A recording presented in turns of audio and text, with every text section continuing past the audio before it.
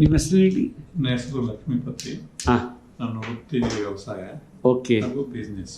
ಯಾವ ಊರಲ್ಲಿ ಇರೋದು ನೀವು? ನಾನು ಬೆಂಗಳೂರಲ್ಲಿ ಇರೋದು. ಏಜ್ ಎಷ್ಟು? 65.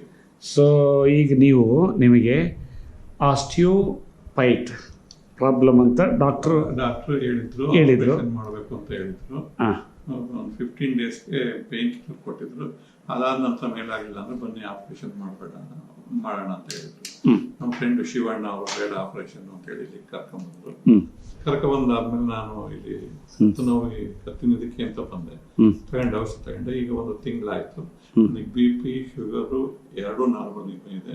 ಕತ್ತು ನೋವು ಸಂಪೂರ್ಣವಾಗಿ ಮೇಲಾಗಿದೆ. Very good. ಸೊ ಅಂದರೆ ನಿಮ್ಗೆ ಗೊತ್ತಾ, ಆಸ್ಟಿಯೋಪೈಟಿಸ್ ಅಂದರೆ basically degeneration of cartilage. So ಇದಕ್ಕೆ ಬರೀ ಇದು ಎಸ್ಪೆಷಲಿ ಇನ್ ಅಲೋಪತಿಕಲ್ಲಿ ಟ್ರೀಟ್ಮೆಂಟೇ ಇಲ್ಲ, ಓನ್ಲಿ ಆಪರೇಷನ್ ಅಂತ ಹೇಳ್ತಾರೆ. ಸೊ ಅಂಥದ್ದು ಇವಾಗ ಎಷ್ಟು ಖುಷಿ ಆಗ್ತದೆ ನಿಮಗೆ ನೋಡಿ. ಇದೇನೇ ನಮ್ಮ ಇಂಡಿಯನ್ ಆಯುರ್ವೇದದ ಪವರ್ ಇದು. ಸೊ ಎಷ್ಟಕ್ಕೆಲ್ಲ ಕಂಪ್ಲೀಟ್ ಆಗಿದ್ರಲ್ಲಿ 100% ಏನು ಕೆಮಿಕಲ್ಸ್ ಇಲ್ಲ, ಏನಿಲ್ಲ, ಹರ್ಬಲ್ಸು.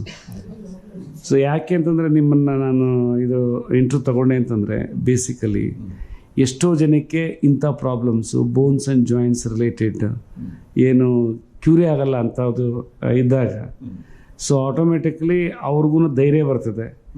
ಸೊ ಇದರಿಂದ ನಾವು 100% ಕ್ಯೂರ್ ಮಾಡ್ಕೊಳ್ಬೋದು ಮತ್ತು ನಾರ್ಮಲ್ ಫಂಕ್ಷನ್ಸ್ ಬಾಡಿನ ಇದು ಮಾಡ್ಕೊಳ್ಬೋದು ಅಂತ.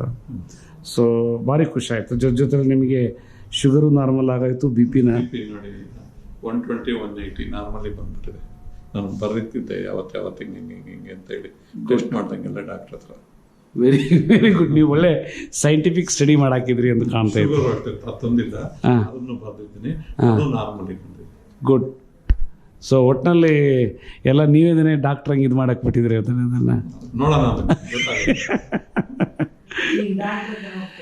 ಅಲ್ಲಲ್ಲ, ಇದು ಒಳ್ಳೆ ಸಿ ಅಲ್ಲಲ್ಲ, ಅವ್ರಿಗೂ ಖುಷಿ ಆಗ್ತದಲ್ಲ. ಸಿ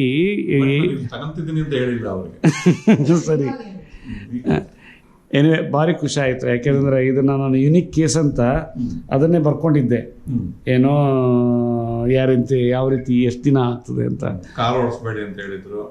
ಕಾರು ಓಡಿಸ್ತಾ ಇದ್ದೀನಿ. Very good.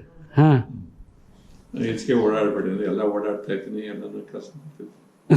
Very good. ಊಟ ಗೀಟ ಎಲ್ಲ ಚೆನ್ನಾಗಿ ಮಾಡ್ತಾರೆ. ಆಮೇಲೆ ಮೋಷನ್ ಜಾಸ್ತಿ ಆಯ್ತು ಒಂದು 4-5 ದಿವಸ. ಆಮೇಲೆ ಅಗಸೆ ಮಜ್ಜಿಗೆ ಕರೆಕ್ಟಾಗಿ 2 ಸರಿ ತೊಗೊಳ್ತಾ ಇದ್ದಾರೆ.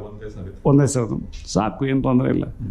ಸೊ ಕಂಟಿನ್ಯೂ ಮಾಡಿ ಅಟ್ಲೀಸ್ಟ್ ಒಂದು 3 ತಿಂಗಳ. ಸೊ ಅಷ್ಟೇ. ಅದಾದಮೇಲೆ ಅಗಸೆ ಮಜ್ಜಿಗೆ ಮತ್ತು ಪ್ರಿಬಯೋಟಿಕ್ಸು, ಬೆಳ್ಳುಳ್ಳಿ, ಶುಂಠಿ, ಮೆಂತ್ಯಕಾಳು ಅದು ಲೈಫ್ ಟೈಮ್ ತೊಗೊಳ್ಬೇಕು. ಮತ್ತು ಯಾವುದು ಮೆಡಿಸಿನ್ ಏನು ತೊಗೊಳ್ಬೇಕಿಲ್ಲ, ವಾಕಿಂಗ್ ಮಾಡಬೇಕು.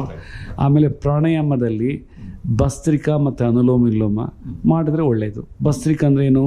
ಉಸಿರು ಬೇಳೆ ಕೇಳ್ಕೊಳ್ಳೋದು. Very good. ಅದಕ್ಕೆ ನಿಮ್ಗೆ ಇಷ್ಟು ಚೆನ್ನಾಗಿರೋದು.